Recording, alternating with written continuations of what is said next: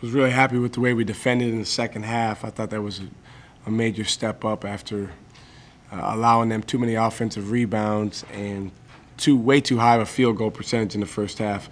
Really, if it wasn't for putting them to the foul line, they'd have been held to a handful of field goals for most of that half. So I was really pleased with that. Bradford Burgess was phenomenal in terms of his energy. Kirill was terrific. I thought he changed the game when he came in. So excited about the way we adjusted after halftime and played with a lot of energy. Shock, your thoughts on your team's performance without Larry Sanders? Well, certainly we'd much rather have him in there. But, you get in a situation where you have to play without him and you got to move forward, and I thought our guys did that. I thought, obviously it changes the complexity of your team and the way you play, particularly defensively, with all the things that Larry does. But, like I said, Kirill gave us great minutes when he came in. Jamie Skeen gave us a big lift, and Terrence as well. So was pleased with the guys that came in and played those minutes that Larry normally plays. Do you feel like your team kind of stepped up to that too, not only without Larry being around? You got a 2-game losing streak in conference, and it was a little bit of adversity to kind of deal with. Do you think that was sort of a rise to the occasion game for you guys? I think so. I think, particularly in the second half. I think that the first half, we didn't have all cylinders clicking, but I thought our guys made a decision at halftime. We're going to make this difficult on these guys to score, and that was the difference. How about for yourself as a coach, first-year head coach? You haven't really gone through sort of any rough patches yet. What was it kind of like to kind of go through that kind of game today where you come out at home and win by double figures?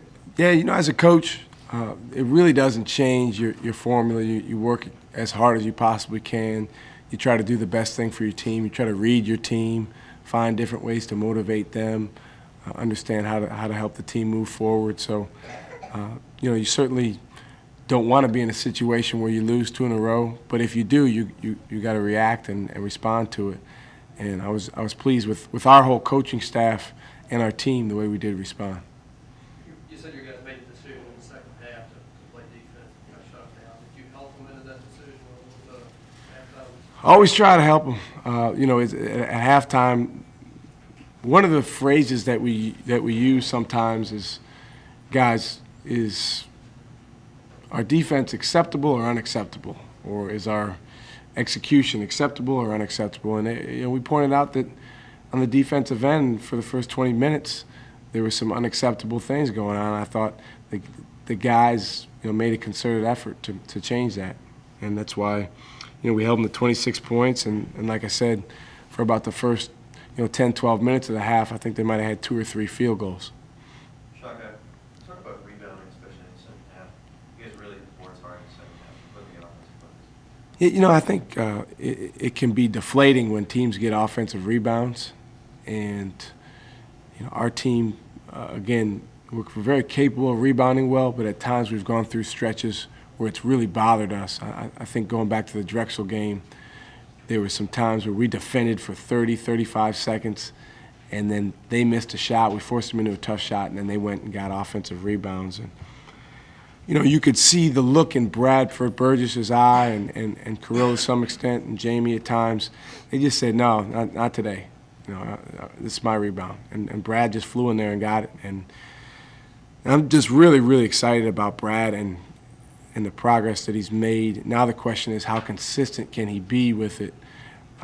But I think it's really largely up to him, because when he plays with that type of energy, I really, really think he's as good as anybody at his position. What type of, or how much time or how much importance did you place on rebounding in this game because of Blair's absence, that type of thing? We talked about it. We talked about the fact that we're not going to use Larry's absence as an excuse. We're going to step up, and different guys around Larry are going to have to step up and play a little bit better and play a little bit more. And rebounding was one of the specific areas. I told the guys, hey, our best rebounder's in street clothes right now. That's a fact. So what are we going to do about it? And again, Brad and some of our other players made a determination that they were going to do something about it. and that's why we won. Do you feel good about the way Jamie's kind of assimilated himself into the lineup and how he's kind of fitting in and adjusting to what you guys want him to do? I feel good about what Jamie's doing. I think Jamie's playing well. I want to get him playing with even more energy on the defensive end because I think he can. But I think we need to continue that process of assimilation, as you put it. I don't think it's complete yet. But I think he's doing a good job. It's really nothing with him. It's just a matter of our team getting more and more comfortable with him out there and us playing with different lineups where he can really be effective. Do you hope that a day like today where he kind of feels like it's his job to do Larry's job for a day kind of speeds the process maybe? You do. And not just for Jamie, but for Terrence, for Kirill.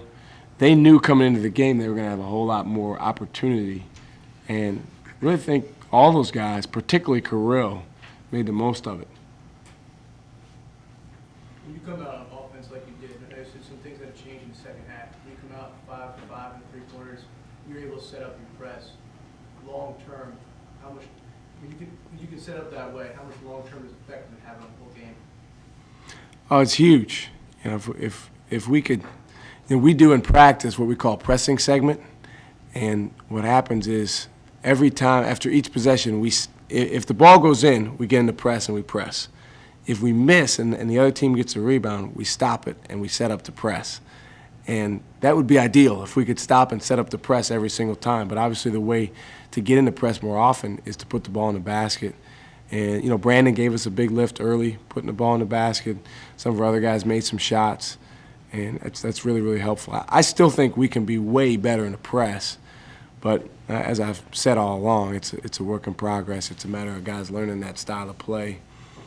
We'll get there. No disrespect to any other teams, but Brandon said he saw it today on the opposition where it took its effect. He said he saw it the last 2 minutes. Are you seeing that with teams? Are you beginning to see that with teams? Yeah, I think we've seen that. We've played against some terrific guards. If you look back at our last half dozen games, it seems like every game one of the best players on the other team is their point guard. And I think the cumulative effect of the press has bothered those guards. I think those guards have played a lot better in the first half than they did in the second half.